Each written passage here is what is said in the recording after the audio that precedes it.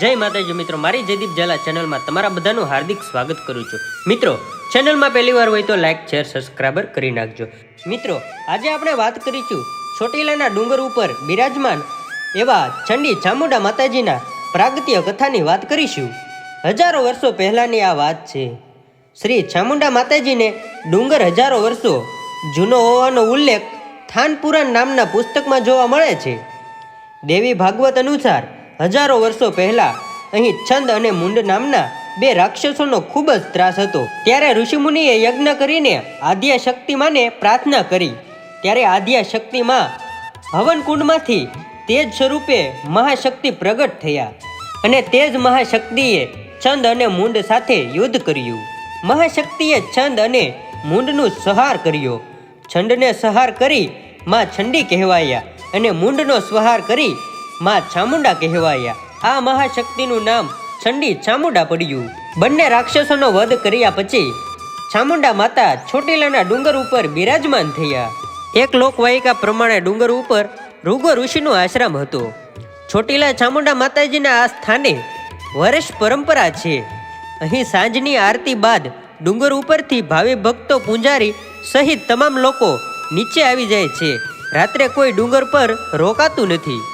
એકમાત્ર નવરાત્રી દરમિયાન પૂંજારી સહિત 5 લોકોને રાત્રે રહેવાની મંજૂરી માતાજીએ આપેલી છે। ડુંગર ઉપર માતાજીના મુખ્ય 2 સ્વરૂપ છે। આ 2 સ્વરૂપમાં ચંડી અને ચામુંડા બિરાજમાન છે, જેમણે ચંડ અને મુંડ નામના રાક્ષસનો વધ કર્યો। ચામુંડા માતાજીની મૂર્તિ જોઈએ તો તેમાં 2 મુખ દેખાય છે। ચામુંડા માતાજીની છબીમાં તેમની ઓળખ મોટી 2 આંખો અને લાલ અને લીલા રંગના વસ્ત્રો સાથે તથા ગળામાં ફૂલનો હાર જોઈ શકીએ છીએ। તેમનું વાહન સિંહ છે। ચોટીલાના ડુંગર ઉપર વર્ષો પહેલા મંદિરની જગ્યાએ એક નાનકડો ઓરડો હતો। તે સમયે ડુંગર ઉપર ચડવા પગથિયા પણ ન હતા, તો પણ લોકો માતાજીના દર્શન કરવા આવતા હતા। આશરે 155 વર્ષ પહેલા ગુલાબગીરી હરિગીરી બાપુ ડુંગર ઉપર ચામુંડા માતાજીની પૂજા કરતા અને મંદિરના વિકાસના કાર્ય કરતા હતા।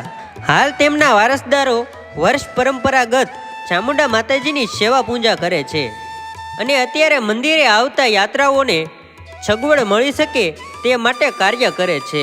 ચામુંડા માતાજી ગોહિલવાડના ગોહિલ દરબાર, જૂનાગઢ તરફના સોલંકી, ડોડિયા, પરમાર, રાજપૂત, ખુમાણ, કાઠી દરબાર, સોની, ઉત્તર ગુજરાતના ઠાકર સમાજ, કચ્છના રબારી તથા આહિર સમાજ, ગીર સોમનાથ વેરાવળ તરફના ખારવા સમાજ, મોરબી તરફના સતવારા સમાજ તથા અન્ય ઘણા બધા સમાજના કુળદેવી તરીકે પૂજાય છે।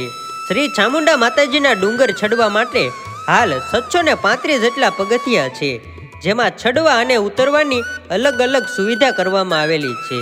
વર્ષોની 3 મુખ્ય નવરાત્રિ, મહાચૈત્ર તથા આસો માસમાં માતાજીના ડુંગર ઉપર અન્ય સમગ્ર તળેટી તથા હાઈવે પર એવા ખૂબ જ સુંદર દ્રશ્ય જોવા મળે છે।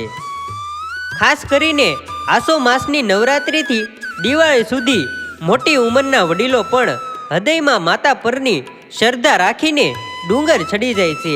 તો મિત્રો, આ હતો ચામુંડા માતાજીનો ઇતિહાસ। તો મિત્રો, આ ઇતિહાસ તમને કેવો લાગ્યો મને કોમેન્ટ દ્વારા જણાવજો અને મિત્રો, તમારે હવે કયો ઇતિહાસ સાંભળવો છે મને કોમેન્ટમાં જણાવજો। તો મિત્રો, મળીએ નવા વિડીયોમાં અને વિડીયોમાં પહેલી વાર હોય તો લાઈક શેર સબસ્ક્રાઈબર કરી નાખજો।